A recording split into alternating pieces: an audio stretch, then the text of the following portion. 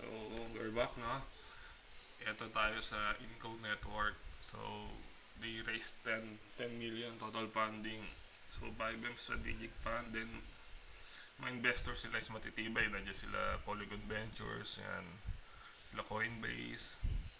Okay, Symbiotic. So, what do we need to do here? So, kuha natin itong info kay Sidnu.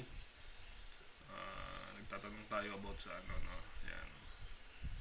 First step is go to Hangman Testnet Info.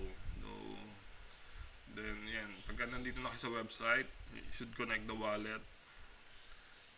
Then we need to guess the word. Actually, hindi ko pa nakukuha yung sagot eh. Ayoko magkamali. So we have 8 chances to hindi ko alam kung pag naubos to hindi na tayo pwedeng sumagot, no? Then after that, we go to Compi Testnet Info. So ito, click yung Compi. So ito medyo madali lang, no? Connect the wallet. Then you click mint now.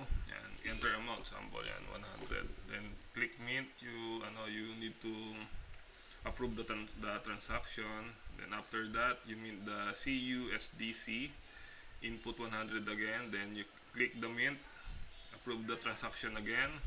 Yan, for example yan, okay, so actually meron na ako, so hindi ko na i-confirm yan. Ganyan lang kadali. Then once you got the testnet tokens, you click the shield. Then yan, so pwede mo na siyang i-shield, no? So hindi ko alam ba't meron ulit ako. Try natin 50. So yan, for example, shield, click shield. Then approve natin. So never set to unlimited, no? So kung ano lang yung laman nung nando sa wallet mo. Okay, so yun lang in-approve natin, no? Lagi nyo babaguhin yung guys, ha? So medyo matagal siya. So yung magagawin after that, go to the Mealy consensus, no? Kailangan mo is monad testnet, no? So actually tapos na ako dito. Login lang din yan, sample. Login na kailangan natin dito is mon tokens, no? Monad network siya, no? After that, you click here, meron dito is vote.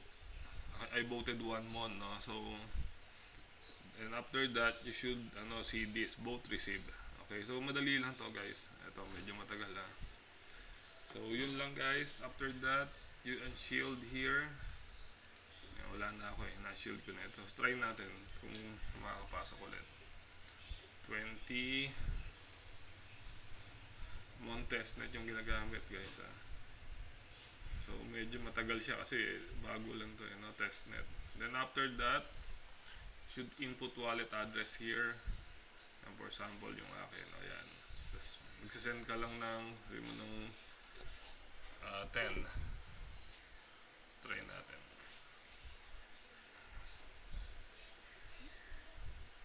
So medyo bagay yung mga ganito, guys. So testnet network kasi ito, So that's all. So good luck, guys.